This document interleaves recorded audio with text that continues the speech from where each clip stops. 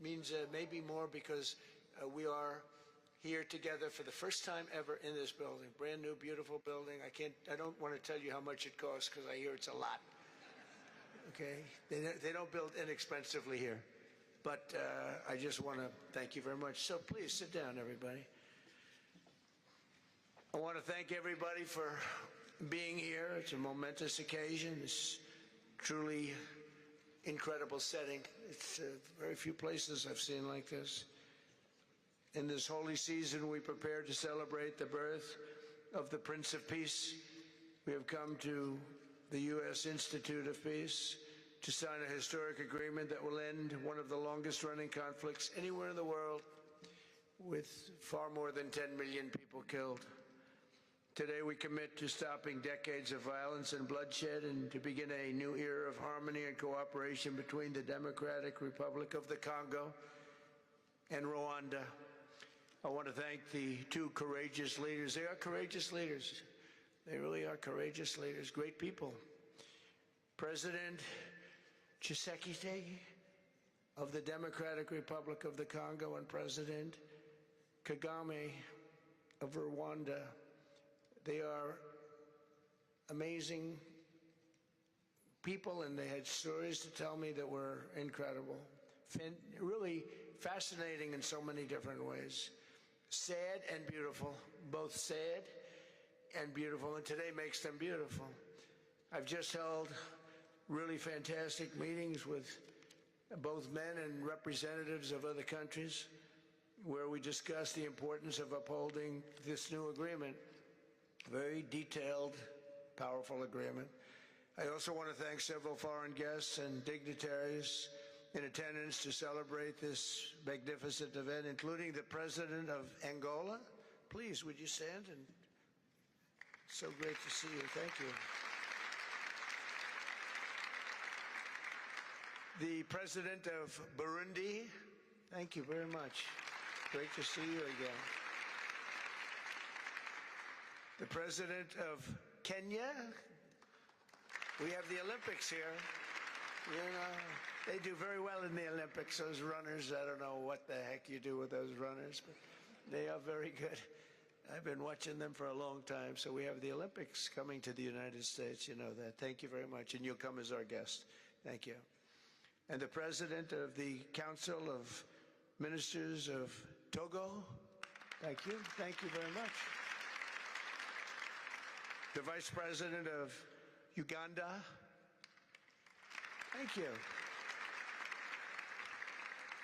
It's such a beautiful color. Like all these guys are wearing these dark suits. You just stand out for a lot of reasons. You're beautiful. The Foreign Ministers of Qatar. Thank you.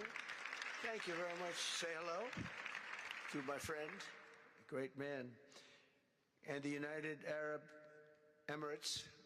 Thank you. Thank you. My regards, right?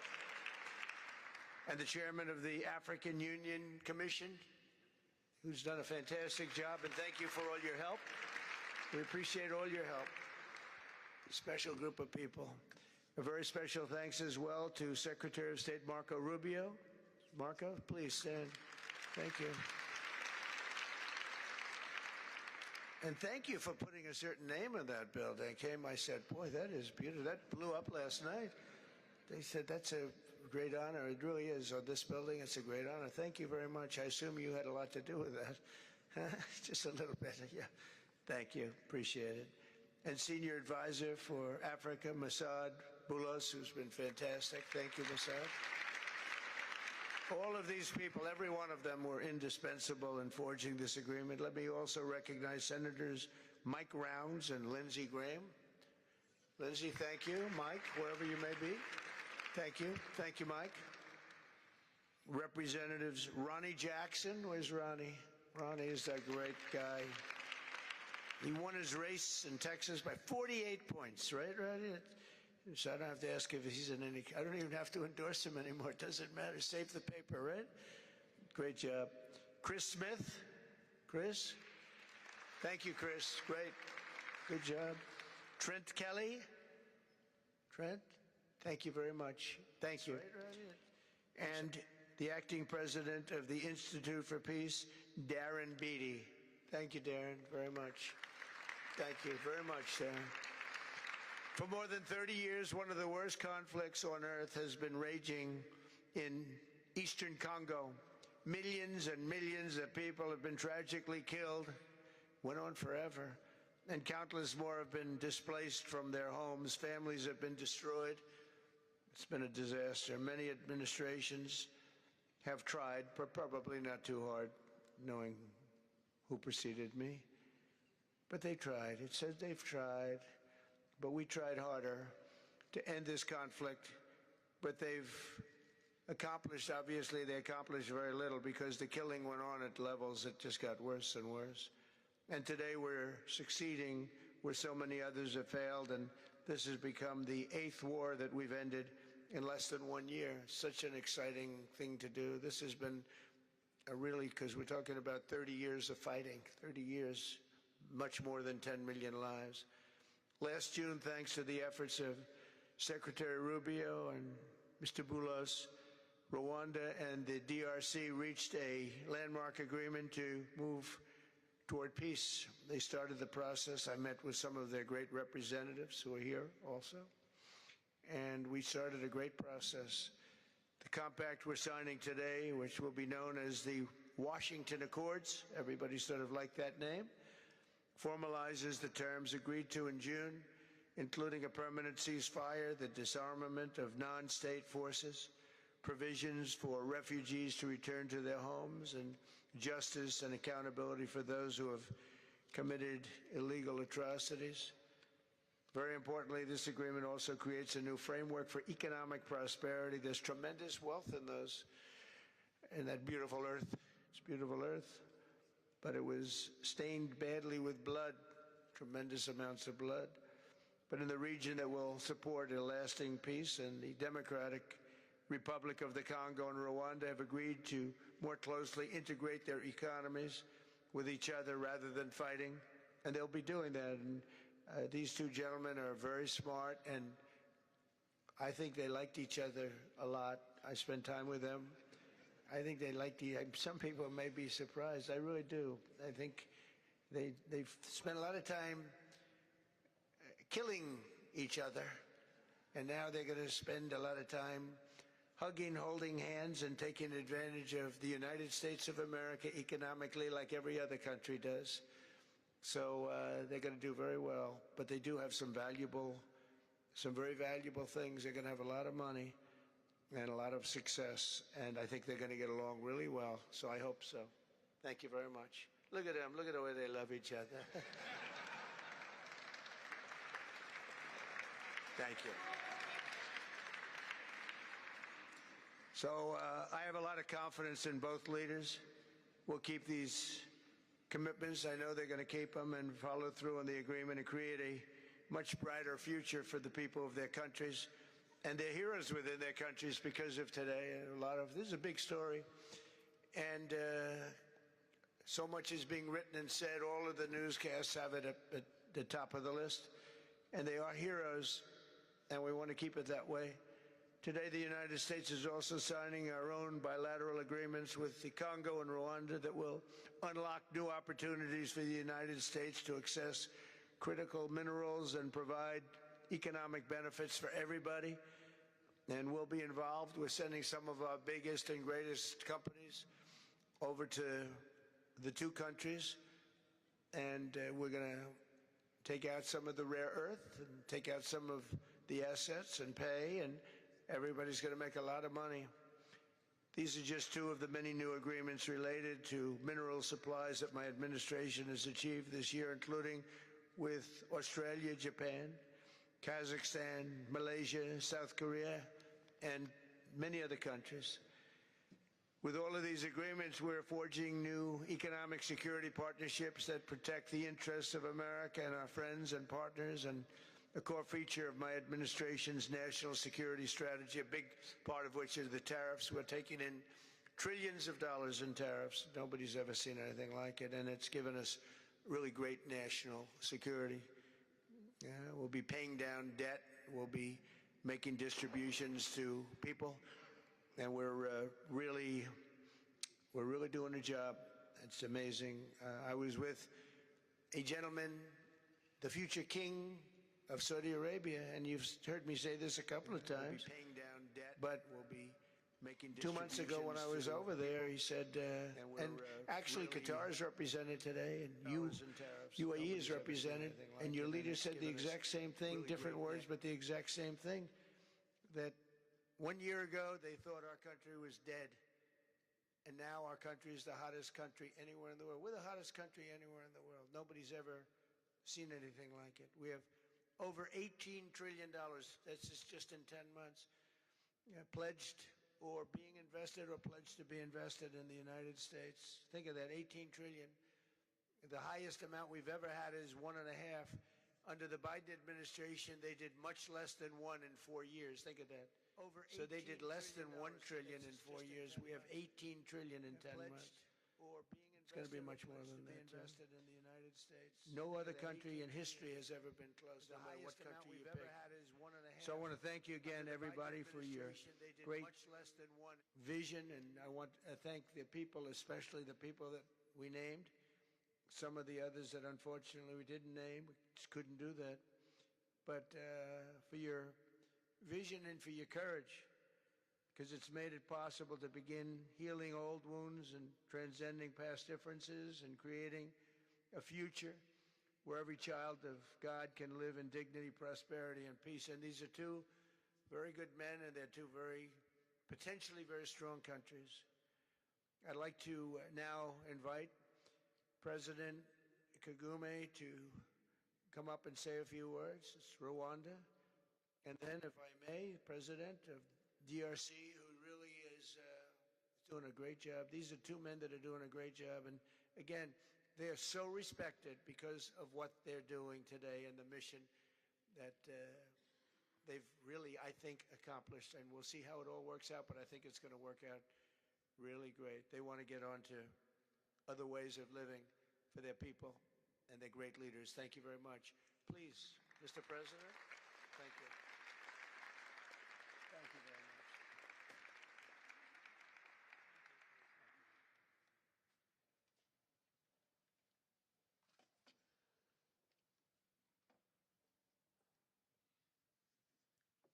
Excellency Donald Trump, President of the United States of America, Excellencies, heads of state and government and former heads of state, distinguished ladies and gentlemen, I want to begin with some words of thanks. First, to my fellow heads of state and government from Africa, your presence here confirms that these efforts enjoy the broad support necessary to succeed. I also thank Minister of State Kulaifi, representing His Highness Sheikh Tamim bin Hamad of Qatar. The role of Qatar has been absolutely central in getting us to this point. But of course, the biggest vote of thanks goes to President Donald Trump. No one was asking President Trump to take up this task. Our region is far from the headlines. But when the President saw the opportunity to contribute to peace, he immediately took it. This conflict has lasted for 30 years. We have seen countless mediations and efforts, but none has succeeded in resolving the underlying issues.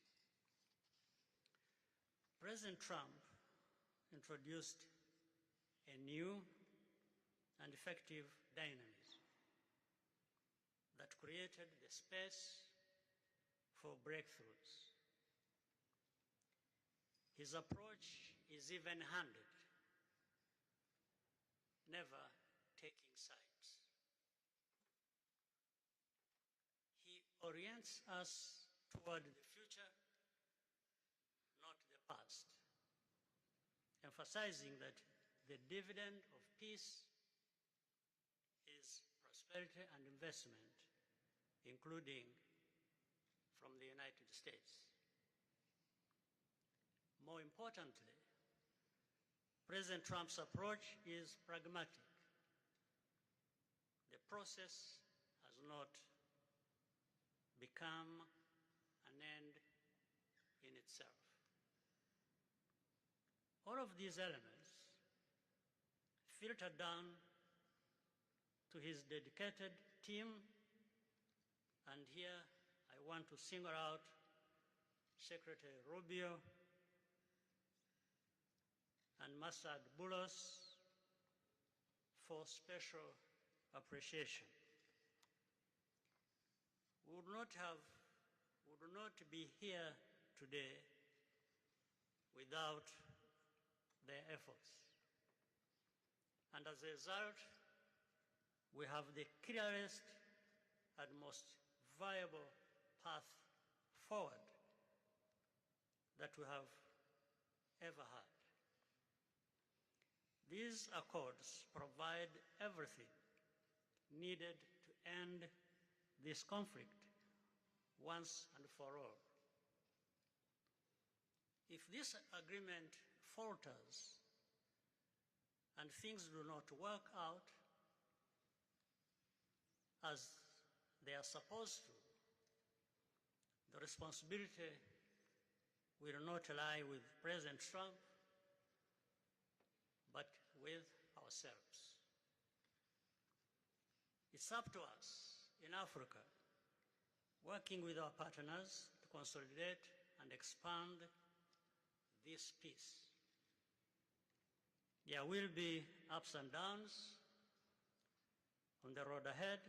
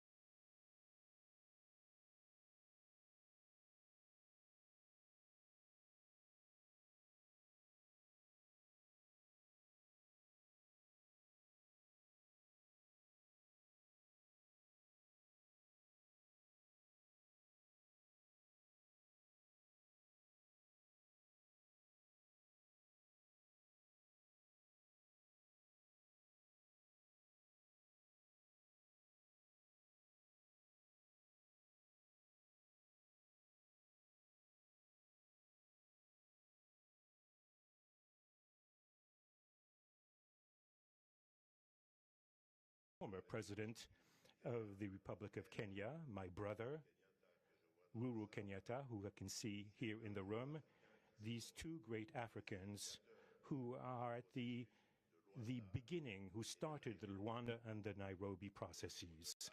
And beyond them, I wish to thank also all of the African leaders who contributed to help us in this struggle. And I do hope that we have, yes, reached the end. The Washington agreements are not yet another document. These represent a turning point. They bring together under a coherent architecture a declaration of principles of a peace agreement and also the regional economic integration framework to provide to the peoples of the region a new perspective, a new outlook, namely to finally overcome the cycle of violence, of forced displacements, of mistrust, defiance, in order to begin a new era of friendship, cooperation, and prosperity all shared together. For those involved, the Democratic Republic of Congo takes this solemn commitment to implement with complete sincerity all of our obligations that stem from this agreement. We will do this with seriousness, with rigorousness, and also with the constant care for peace and the security of our populations, for the unity and the integrity of our territory. We do hope that thanks with the same seriousness that the Republic of Rwanda will also respect fully the letter and the spirit of the commitments made here in Washington. We are reaching out for a peaceful cooperation based on mutual respect, non-interference, and the joint struggle against the armed groups, the end of all support to negative forces, and the beginning of fair prosperity on behalf of our two populations. I do believe this day is the beginning of a new path. A demanding path, yes indeed, quite difficult, but this is a path where peace will not just be a wish and aspiration, but a turning point. The Democratic Republic of Congo will fully play its part with dignity, with consciousness and consistency, and with the support of our partners. We will remain watchful, vigilant, but not pessimistic. We'll be clear-eyed, but resolutely optimistic. These Washington agreements for peace and prosperity must be for our peoples a symbol of an irreversible commitment to turn the page of confrontations and to open a new era of cooperation and sustainable peace throughout the region. Thank you.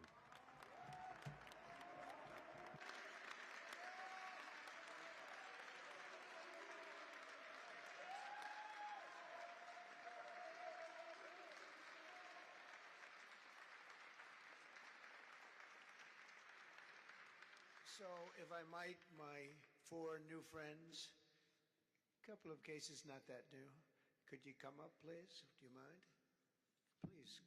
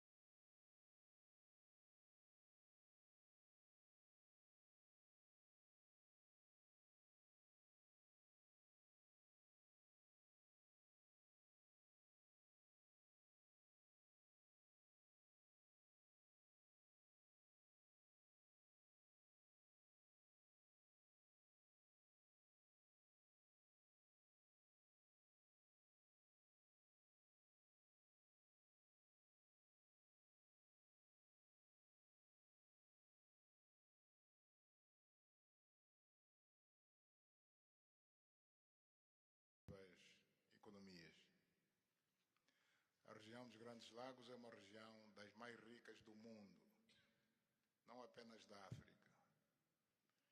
É enormemente rica em recursos hídricos, terras aráveis, florestas, recursos minerais que estão no subsolo, mas, sobretudo, rico nas suas pessoas,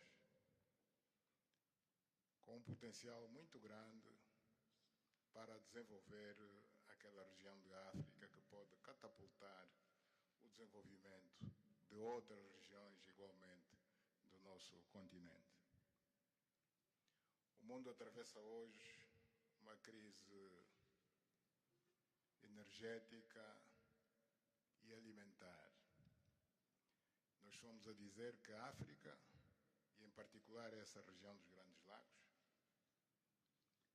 tem o potencial, não digo de resolver, mas de contribuir consideravelmente para a resolução dessas duas grandes crises, quer alimentar, quer a energética, não apenas para o nosso continente, mas para o mundo. A grande barragem do Inga, adormecida há bastantes anos, pode contribuir enormemente para a eletrificação do continente e, consequentemente, para a sua industrialização. Em termos de agricultura, o facto de ter terras aráveis, um índice de chuvas bastante regular e abundante, pode-se desenvolver a agricultura naquelas regiões para alimentar o continente. E nada disso tem sido possível fazer-se ao longo de décadas, devido a este conflito que não tem sentido e que, finalmente e felizmente, parece que terá o seu fim hoje aqui em Washington, D.C. Nós procuramos fazer a nossa parte, e quando digo nós, estou-me a referir a Angola, ao Quênia e outros países também africanos. Procuramos fazer o melhor para chegarmos a este momento. Infelizmente não foi possível, mas nós só temos que agradecer ao presidente Trump por ter dado continuidade ao trabalho que nós realizamos e ter conseguido alcançar esse desfecho do qual todos nós sairemos a ganhar. Portanto, mais uma vez, o presidente Trump fez a parte que lhe compete e nós esperamos e acreditamos que é o que vai acontecer, que as duas partes, ou seja, as autoridades da República Democrática do Congo e da República do Ruanda também farão a sua parte para a implementação com êxito deste acordo. Uma coisa é assinar um acordo, outra coisa que é mais difícil, mas é possível, desde que haja vontade política, é implementar em tempo útil tudo aquilo que nós acordamos e assinamos. Parabéns a todos. Muito obrigado. Your Excellency, the U.S. President, President Trump, dear guests, and dear dignitaries present here and press members. I would like to highlight the importance of this ceremony taking place in Washington, D.C., because this has come to put an end to a war that has been there for more than 3 decades, because it's not just exactly 3 decades, but it's more than 30 years. And this is a conflict that has been there between two neighboring countries, which have been fighting for many years with consequences on the peoples, countries, economies, and so forth. And these consequences also were felt in the Great Lakes region, which is a very rich region in Africa, rich in terms of water resources, arable lands and forests, and as well as mineral resources, which are important for the development of a region. So it's important that we've reached to this point where the agreement is going to be, has been signed, a peace deal, which will benefit immensely the whole region and will unleash the opportunities for the development of our continent, and as well as to helping the whole world in terms of fighting against the food crisis and energy crisis which the whole world is going through now. We believe that the Great Lakes region will have to play a great role in providing resources to the international community. And of course, solving this conflict will also help solve other crises, not only in the continent as we know, but worldwide. For example, the Great Inga hydro project in Congo is important. It can help to electrify the continent and consequently help in terms of developing agriculture and providing agriculture, arable lands, and abundant resources that we have that can be used.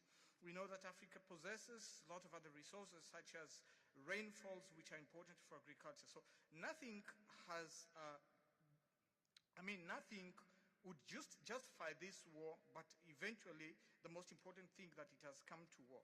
We sought as Africans to do our part. When I say Africans, I mentioned countries such as Angola, Kenya, and other African countries, but unfortunately we couldn't make it.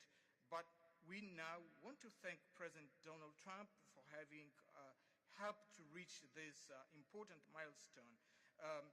We believe, once again, we have to thank him for what he has done, and what comes next now is to appeal to the two parties, that is the Democratic Republic of the Congo and the Republic of Rwanda, to implement successfully this agreement for the benefit of their countries, their people, and including our continent of Africa. Thank you very much.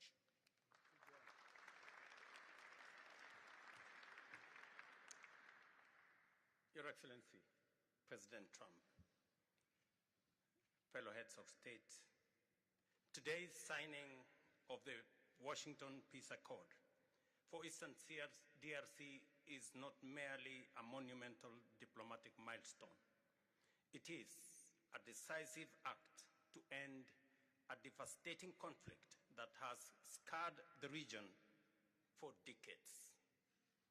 Mr. President, what you have achieved is not only transformative, it is consequential and historic. This conflict has destroyed livelihoods, destabilized our region, and threatened the future of the entire Great Lakes African continent. Today's achievement culminates a relentless regional effort anchored by the foundational work of the East African Community and SADC, and today, this Washington process. The coordinated Nairobi, Rwanda, and Washington process has created the essential pathway that brings us to this pivotal moment. We would like to extend our gratitude to President Tshisekedi and President Kagame for their leadership during this process. Reaching this point was made possible by the unparalleled consequential convening power of the United States and President Trump's resolute and focused commitment to global peace. Your clarity, Mr. President, of purpose and ability to rally stakeholders together has brought us to this point. We therefore extend our profound gratitude to President Trump, whose bold leadership has been instrumental in delivering this breakthrough. Our presence here, Mr. President, as regional leaders, is a testament of our collective resolve. We will spare no effort to ensure this agreement is fully realized, mobilizing every resource and partner to secure peace and unlock the region's immense economic promise. The protracted conflict on our continent continues to hold back Africa. Our current 3% share of global trade is stark evidence of how far this war has held us back. A peaceful Eastern DRC can unlock one of Africa's greatest economic opportunities. Our vast resources, the young talent that we have, connected through our regional infrastructure and the Africa Continental Free Trade Area, can ignite an unprecedented transformation.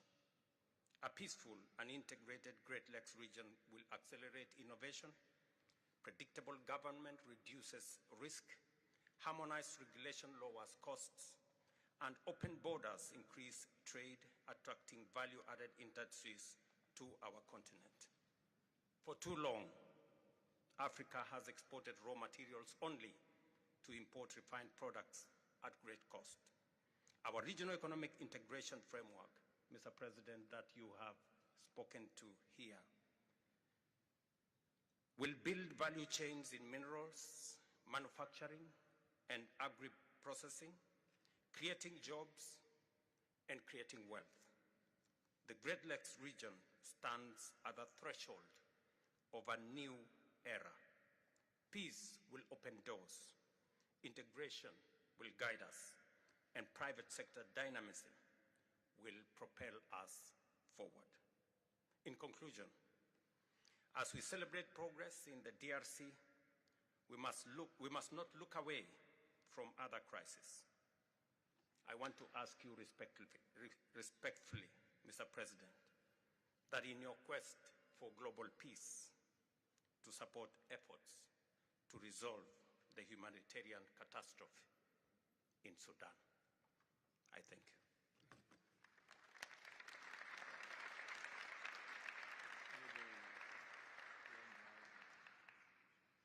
Excellence, le chef d'État et de gouvernement ici présent. Heads of state and government, dear delegations, it is with great joy that I speak today before you in order to express my joy. There is a time for everything. There's a time for destruction, and there's a time to build. There's a time for despair, and there's a time for hope. Today, we are experiencing a great day. We are looking forward to this agreement, which will give back hope to the peoples of Congo and of the sub-region. I would like to congratulate everybody involved who made it this great day possible.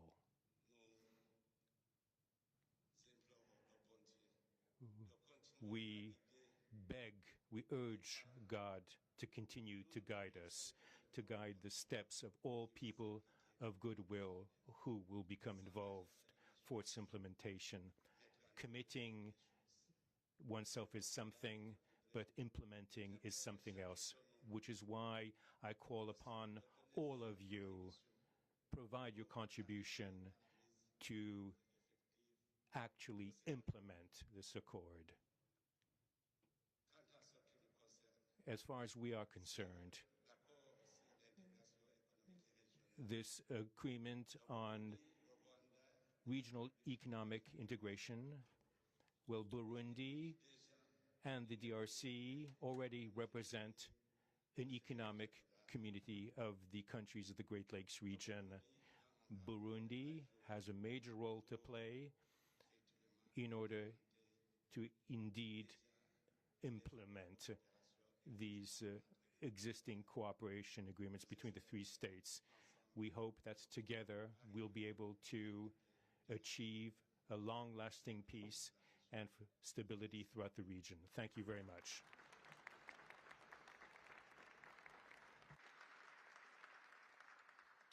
Thank you very much. And I just want to introduce a friend of mine who I just noticed in the audience. He's in charge of a very small sport called here soccer, over there football. So nobody knows really what to call it. Johnny, thank you very much. The head of FIFA is here. And I can report to you that we have sold more tickets than any country anywhere in the world at this stage of the game. And I think we probably broke all records before you even get close. And you have a big event on Friday. at the Trump Kennedy Center. Oh, excuse me, at the Kennedy Center. Pardon me, such a terrible mistake, Marco. At the Kennedy Center, and I look forward to seeing you there. But I want to congratulate you. No, it's really taken the world by storm. You've never done anything like what's happening in terms of ticket sales. I'm making a lot of enemies telling people, I'm sorry, I can't get you tickets. I just can't do it. But congratulations, you've done a fantastic job. A great leader in sports and a great gentleman. Thank you very much, John. And now we're going to sign a very important agreement. Thank you.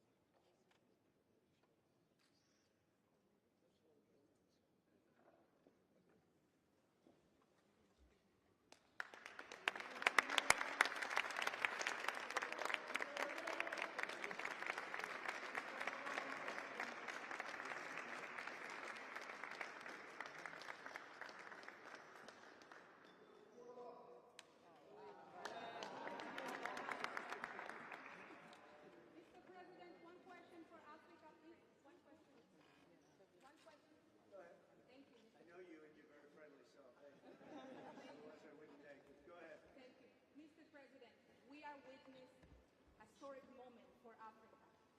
My question to you is when we will see the withdrawal of Rwanda's troops from DRC and when we will see the real peace, because even now we are witnessing this historical peace deal, but people have been still killed in DRC because the troops continue there.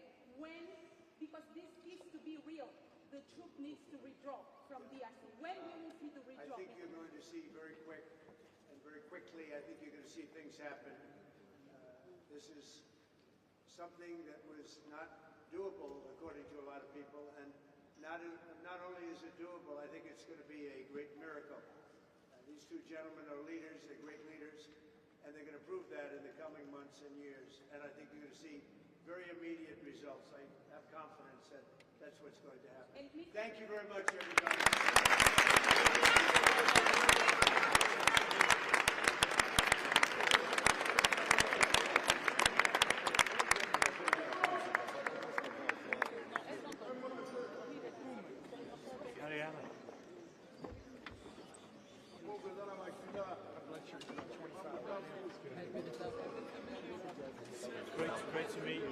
Great to meet you. I'll be in touch. Look forward to it. Nice to meet you. I'll be in touch with you. Thank you.